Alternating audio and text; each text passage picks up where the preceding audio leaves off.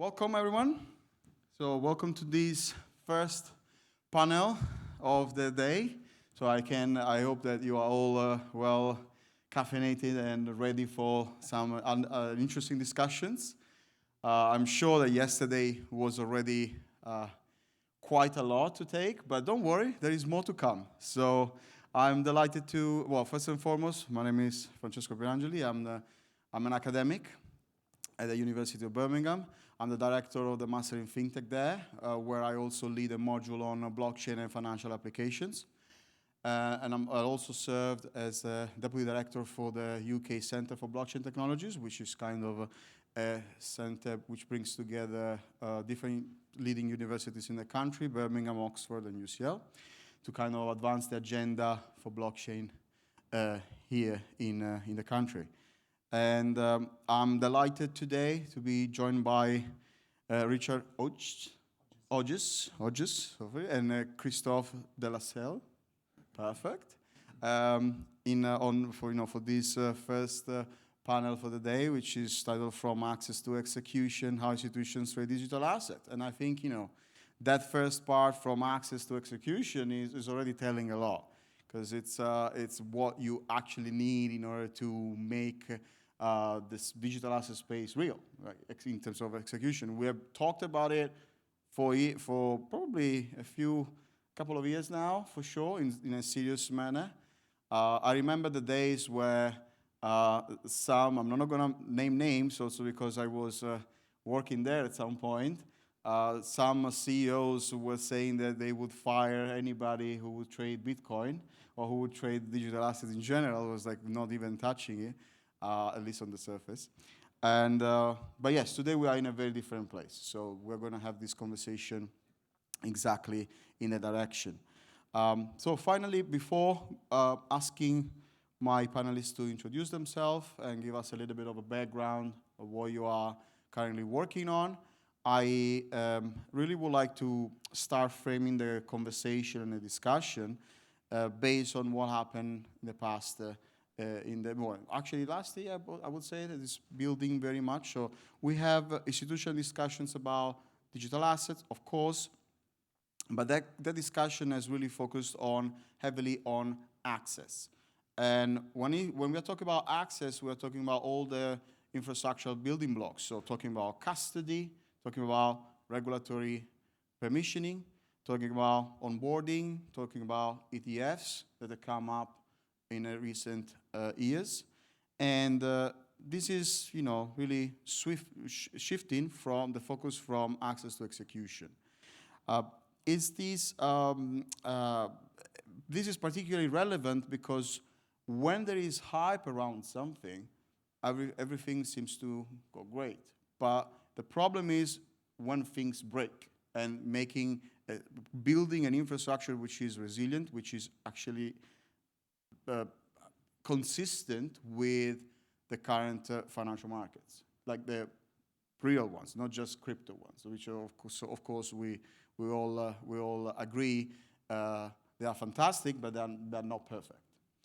And therefore, this panel really focuses on how institutions actually trade digital asset in practice. So beyond the narratives and the product placement or announcements that are out there. And by the way, all those are fantastic, but clearly we need to kind of go beyond the announcements here. So please, I may ask, starting with Richard, if you can introduce yourself, tell us a little bit more about your work, and the same for Christophe. Yeah, I'm Richard Hodges. I'm the CIO of Ferro Capital and CAAN. Ferro Capital is the advisor to CAAN Digital Asset Funds. We manage about $100 million of client money through managed accounts and our own funds. So we're specialists in volatility on Bitcoin. So we primarily options traders, and we use options markets for signal generation and for execution. Fantastic, thank you. Please, Chris. Yeah, good morning, everybody, and thanks for kicking off your day with our panel. My name is Christophe de Celle. I'm the Chief Commercial Officer at Selini Capital. We are one of the leading global investment and trading firms in the digital asset space. Very active across high-frequency trading, prop trading, market making, venture, and OTC. My own background, I've been in crypto for almost 10 years now. Transitioned from TradFi, hedge funds, investment banking, into the crypto space. It's been a weird and wonderful journey so far. So. Absolutely. That's great, guys. Thank you. Thank you for giving us a little bit of your background. So I would say let's jump into it directly, straight away. First and foremost, I think we need to really set the scene in terms of what do we mean by today institutional trading, because we heard that over and over again, and it's not exactly clear to even seasoned bankers or people in the space. How do really institutions trade this new asset class or digital asset in a sense, right? So when you refer to institutional trading in your organization specifically, what does that actually mean? And how do, say, things like that are the norm in traditional financial markets, such as mandates, time horizons, risk budget, risk in general, what role do they play in the conversation? I can kick off. Yes, please. Richard and Christophe, for both. Sure, yeah. No, maybe just to bounce off your initial points as well, I think it's important to kind of set the scene a little bit and clarify what we mean by institutional in crypto today. So I think a lot of us, us and people in the room here have been on panels over the years or listened to panels talking about institutional adoption in crypto. Up until recently, institutional in crypto was family offices and high net worth individuals. Over the past 2 years, we've had a real acceleration, I'd say. So with the introduction of ETFs, the regulatory framework that's been improving. We've had the Clarity Act, Genius Act, etc. We've had actual institutional players in the TradFi sense of the term enter the space. So now you can put BlackRock, Franklin Templeton, Fidelity, and crypto in the same sentence. Wow. So I don't know if we realize actually what that means, but that's that's pretty amazing. Does that mean that they're actively and heavily trading crypto spot every day? No, but it has ushered in a real trend of institutional players entering the space. And to your point about certain banks saying that Bitcoin was a fraud only 2 years ago, you now have their wealth management clients that are accessing crypto through their platforms. So that's pretty amazing. Coming back to your question about how we interpret institutional participants in trading, from our point of view as a HFT and market making firm, if we're looking at like exchange activity, for example, what we would consider to be we would differentiate retail from institutional essentially. So what we would consider institutional are sort of more sophisticated HFT players, crypto native hedge funds, and people who are just sort of actively and more heavily trading crypto through those platforms. Perfect. Absolutely. Richard, Yeah. please go ahead. Actually, I think I would make all the same points that you've made, Christophe. I would also add that 2 years ago, Bitcoin maxis were talking about the wonders of institutional adoption of Bitcoin. And at the time, because I'm an ex-TradFi trader, I was telling them, be careful what you wish for. Because along with the adoption of Bitcoin into the regulatory framework and Ethereum via ETFs, that comes with massive derivative flows, naked shorting, failures to deliver ADRs, and essentially massively increases the supply of virtual Bitcoins and Ethereums in the world. And the result is we've seen incredible volatility, and I think that continues. So people's assumption is that the arrival of institutions mean calm. It's actually the opposite. That's a very interesting point. I think to think about it, yes, it's kind of disruptive in a way. Absolutely disruptive. Well, who would have thought that those big institutional players are the disruption force? That's certainly an interesting point to make. Christophe, coming back to you, and particularly with your from a commercial standpoint, using your chief commercial officer hat. Where do you see the biggest mismatch between expectations and reality once institutions are live in this market? So is there a gap, in this?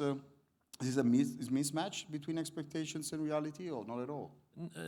I wouldn't say there's a mismatch. I think, like, from a commercial standpoint, the business practices in crypto, especially on what we'd call the more institutional side, are pretty transparent and standard. And then when it comes to execution, I think the industry has done a really good job of building or importing the tools that TradFi are used to using. So specifically focusing on maybe execution and portfolio management, you have crypto-native companies like Talos and Haruko, if you're familiar, that have built these EMS and PMS tools. And you can also trade crypto. And by the way, I don't have a stake in any of these companies. I'm just trying to illustrate the tools. But you can also trade crypto through things like Aladdin, which is BlackRock's PMS tool, which I think is really, really well spread across, and heavily used within the TradFi space. So that creates a lot of familiarity. And then if we're looking at the kind of broader workflow, we now have, as you pointed out, institutional grade custody, off-exchange settlement, just better risk management frameworks that are available. So I wouldn't say there's a huge mismatch. There are some nuances, and I'm sure Richard can touch upon this as well when it comes to crypto trading and crypto platforms. Concepts like auto deleveraging, or if you're trading, in the DeFi space on AMMs, you have to take into consideration impermanent loss. Yeah. And I think those are new concepts for a lot of TradFi players. But otherwise, I don't think there are massive mismatches. That's good. That's good to know, because sometimes when you have markets that are kind of parallel universe kind of colliding, at least in physics, you have different galaxies colliding. You may have some few banks along the way, but it's good to know that the transition, or like this merge, is happening and is quite smooth. Perhaps, as you mentioned, is because of the leading role that big players such as BlackRock are really pioneering this, or Fidelity, as you mentioned earlier, or the other institutional players are really coming in hot, in a sense, not just announcing it, which is great to see. Now let's shift gears here and looking at the decision-making aspect, in terms of execution. So, for instance, for you, Richard, I'd like to ask you, so do you trade fully systematically, or do you allow some sort of discretionary or proprietary decision-making within your fund or books? And, what consideration tends to drive the choice in practice? So, from the decision-making standpoint. So it depends on whether we're trading for a client firm or whether we're trading for our own fund. Our own fund is at least 80% systematic and up to 20% prop, with very strict limits. But when we're trading for clients in other funds, then we're fully systematic. And that's primarily because we don't have the time to manage 40 prop accounts at once. But actually, the reality is that systematic trading tends to make more money anyway. And actually, if you're prop trading, unless you have specific reasons to do it, it's more about filling time than about making more money than the machine can.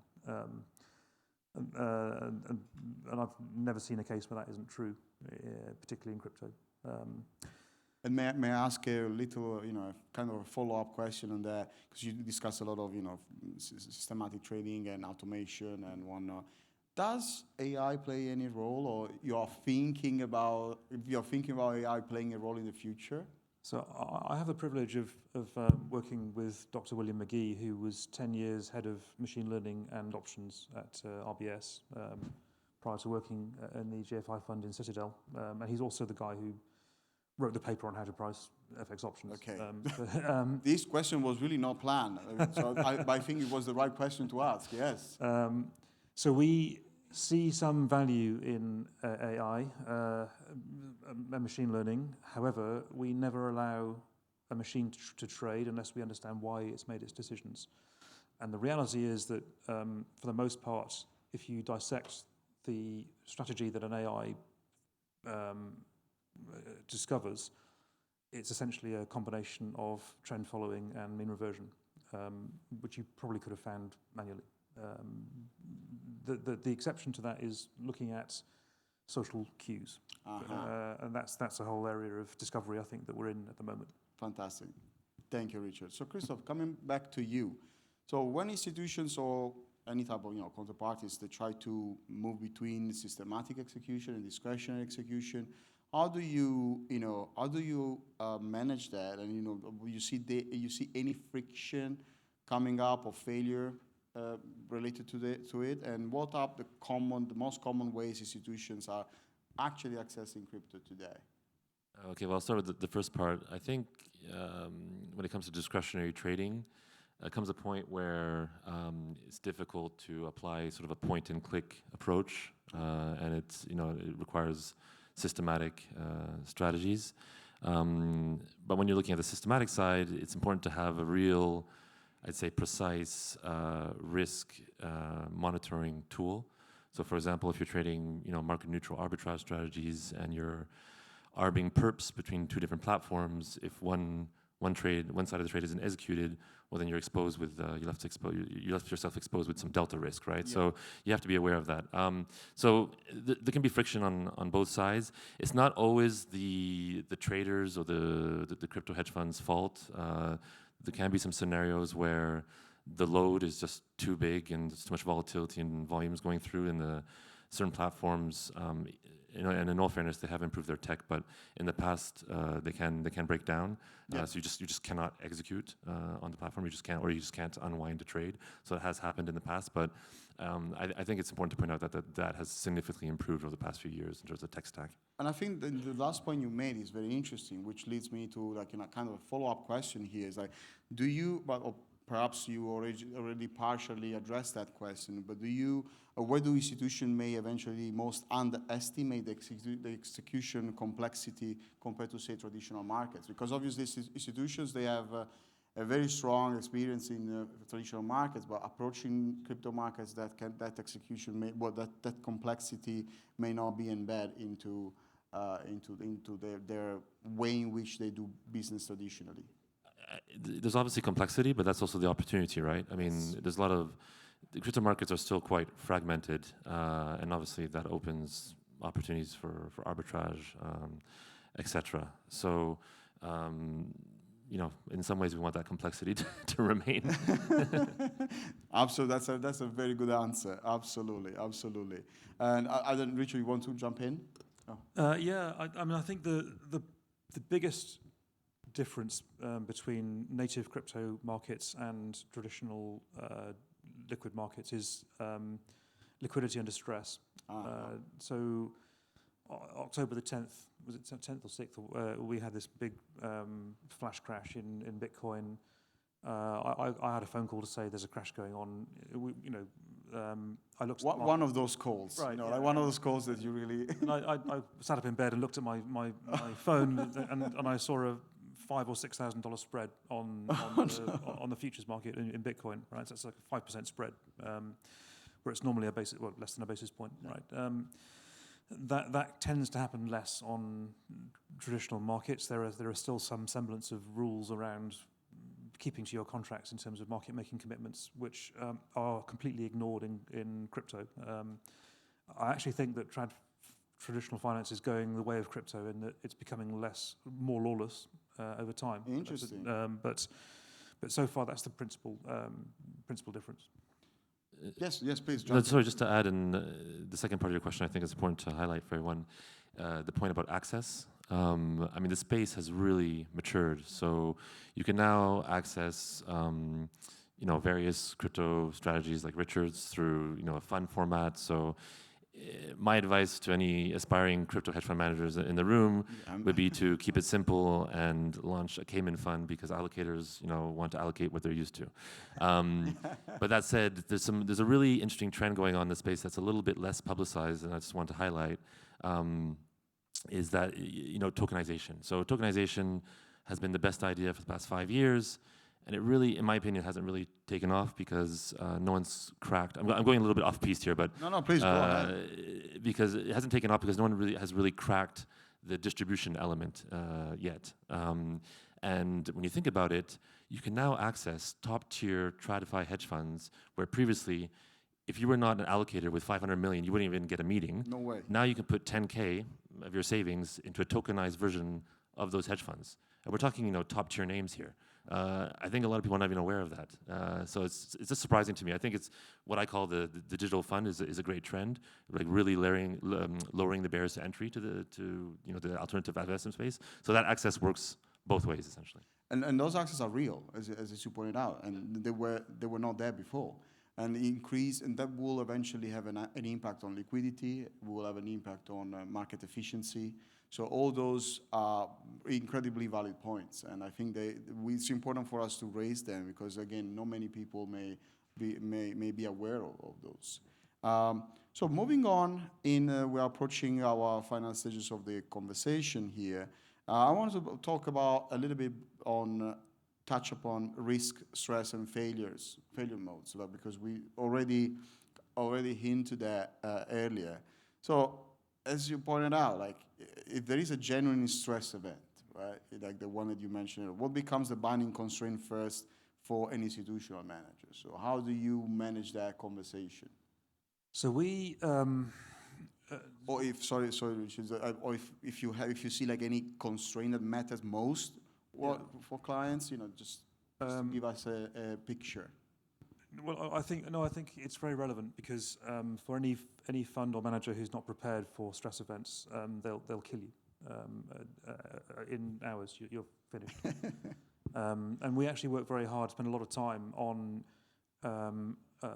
dare I say it, predictive algorithms. We actually look into market structure, and we actually use the options market for that to try and actually get a handle on warning signals ahead of time, so that we can actually get our hedges on before the market moves. Interesting. Fortunately, we can do that quite accurately when the market moves down. We can get ahead of it by about 12 hours. We can see it coming, which is extremely lucky because when market moves down, you get zero liquidity, and if you try to hedge in the middle of the move, you just lock in enormous losses. Yeah. So that's really driven our research. There's this sort of huge existential risk on the downside.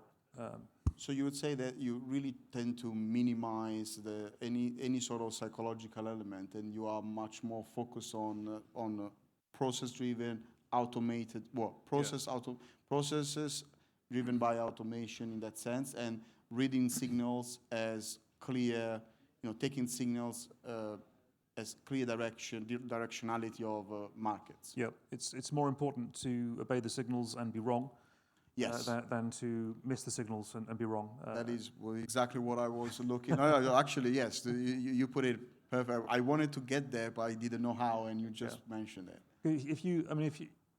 If you are an utter psychopath, you could probably trade well in traditional markets where there's liquidity because you can override your instinctive fear of going short into falling markets and so on. In crypto, you don't even get that chance. It's already gone. Totally, please. No, I just want to emphasize what Richard's highlighting here because I think it's quite important. So we had more and more people from the TradFi space enter the digital asset industry over the past few years. And when you talk to like crypto degens and OGs, it's like, oh, these guys are ruining the vibe, etc. But in reality, they brought a lot of best practices that are very important. And if 1010, the crash that we saw, had happened 5 years ago, it would have been a total bloodbath. So the risk management amongst traders and fund managers, etc., has really substantially improved, and I think it's important to highlight it as well. Absolutely. And following up on that, because you talk about important to emphasize those aspects. So in a case, let's say we have situations, and there are many in which liquidity evaporates, there are gaps in the market. So what distinguishes institutions that continue to execute from those that step back, say, entirely and say, okay, you know what, we have tried it, it didn't work. It is not compatible with our own internal modus operandi structure. So how do you, what distinguishes those institutions? Like, do you see any difference? Or? Yeah, I think you partly answered the question. I think the quality of the team and especially the tech stack is quite important to to remain in the markets. And this is also a lesson learned from my TradFi days. You know, counterparts, business partners, participants will remember the people that were still in the books and providing liquidity, you know, when times get tough. So when times are good, everybody's there. But when times are tough, you also remember who is still there. That's quite important, I think. But again, to be fair, and as I was saying earlier, it's not always on the traders or the market maker side. Sometimes the platforms are just down, and then there's not much you can do in that sense. But that, to reiterate, has improved quite substantially. That's good, that's good. And of course, there is no way in which you can create a system which is 100% safe, always operational, and whatnot. Of course, all we can do is to minimize risk and, you know, maximize the tradability of a certain market or a certain asset. And actually on that, just a follow-up question. So where do you still see assumptions imported from traditional markets that do not hold in digital assets? As in, you were thinking about, I think, Christophe, you already mentioned that, you know, they are not reading the mood and, you know, they are not seeing what's happening. And perhaps there might be, they may have a point, but they, you know, at the same time, it would be good to see if there are still assumptions that are important for traditional markets that do not hold in digital asset markets. So we kind of have to take that out of our way in which we approach things, because this is a new market and obviously new rules. Well, the old rules will still apply as long as, you know, it's compliance and whatnot, but there may be new ones coming in that we need to learn or relearn. Yeah, I mean, that's what's exciting, right? I mean, it's such a fast-moving industry. Even if you're well organized, you can probably only absorb about 10% of what's going on Yes. On a daily basis. Assumptions. I think what's interesting are the role played by exchanges. They are much more than an exchange in crypto. They're also a broker, PB, asset management platform. And I think at times when you have people who come from the TradFi space and enter the industry, they, at least at first, have a little bit of frustration understanding that that role goes way beyond being maybe a brokerage type platform or Totally. just like an exchange.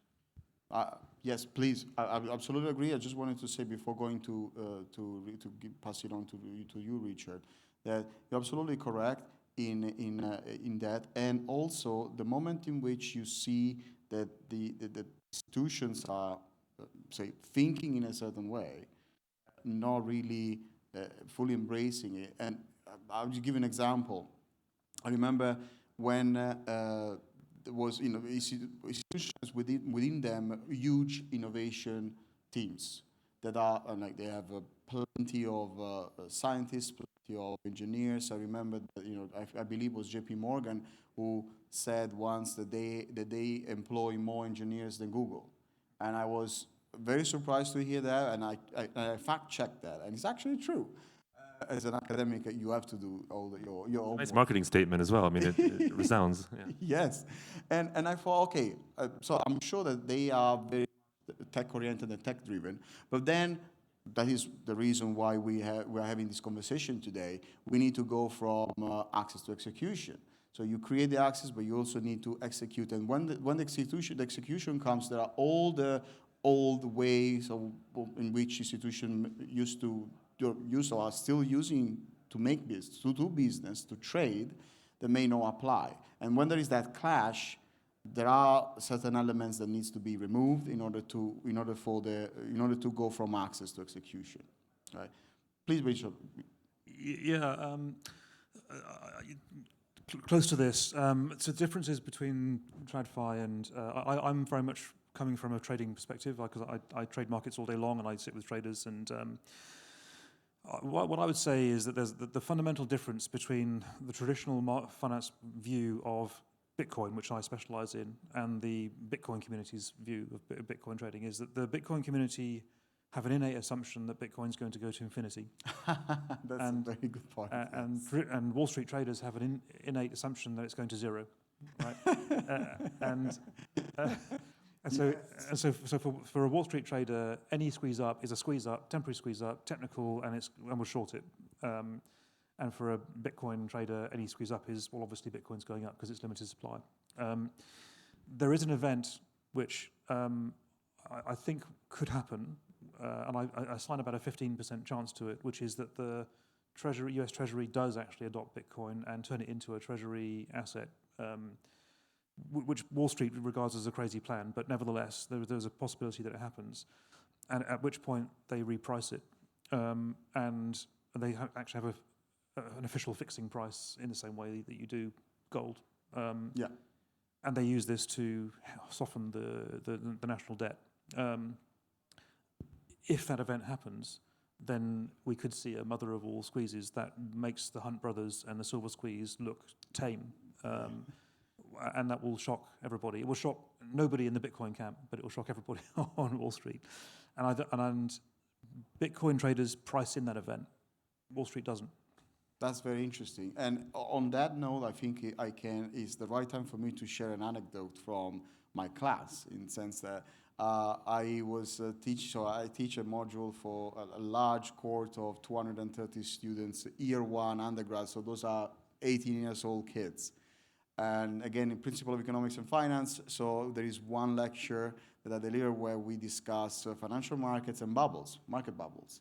And so I've been running this module for 4 or 5 years now.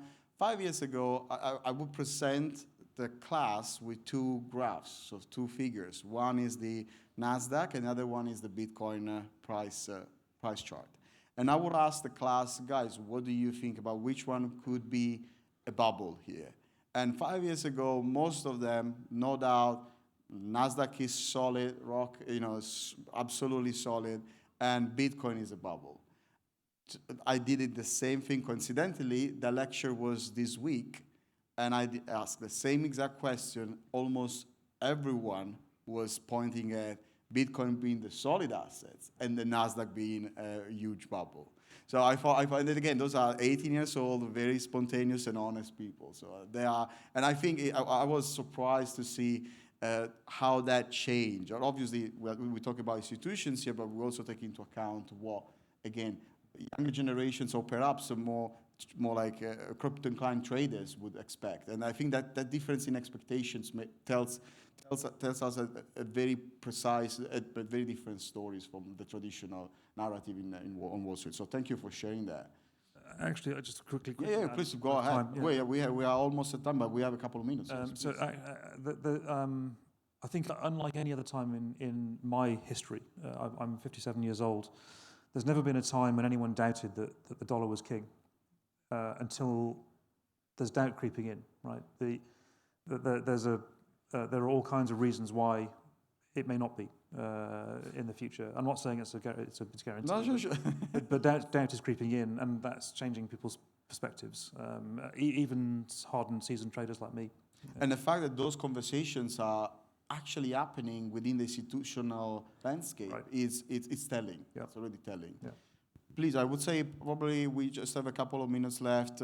Final words for Christophe and then Richard, and then we can wrap it up. If there is anything else that you would like to share that I think we should talk about and we're not talking about. We didn't talk about dollar cost averaging, which I think yeah, probably very timely. No, I mean, obviously, I think a lot of us have been following the price action of the past few days. For us who've been in space for a while, it's we've been kind of used to it. But it's also a great time to build, and I think there's still a lot of exciting areas in the space. And I mean, Richard obviously is very focused on this, but I think options, I also share an options background, are still in the early stages. And when it comes to like structured products and VAR swaps and all the different products that we could potentially be issuing, I think that will be a very interesting evolution, considering that one of the biggest exchanges has now bought the dominant options exchange. All the other competitors are waking up, and I'm very interested to see how that particular part of the market is going to evolve. So a lot of financial innovation coming. Continuing to come, but I'm particularly interested to see what's going to be happening in the derivatives and options space over the next few years. Super. Richard, to you. Well, I mean, this is. I've been trading options for 30 years, and I love the products. I love the asymmetry of payoff, and it still enthuses me. But also, what's interesting to me is that in Bitcoin, even when Bitcoin was at $124,000, if you'd measured the value of the mispricing of of volatility in Bitcoin over the previous 4 years, and hedged all your returns into dollars, you'd have still made more money than holding Bitcoin. So there are huge opportunities in the volatility itself, and that's where I get excited about Bitcoin. And we've had last year we went down to at one point 20% implied vol, and now we're up at 103% implied vol. It's the vol is enormous, and that makes for awesome opportunities for getting ahead of the market. Fantastic. I think we got, we are at time. We had an amazing discussion. Thank you so much, Richard. Thank you so much, Christophe, for your time and for sharing your perspective. I would then pass it on to the next panel and continue the conversation. Looking forward, particularly as I know some of the speakers will be a very, very interesting panel coming up. So thank you, everyone, and I hope the conversation continues in the next panel. Thank you. Thank you. Thank you.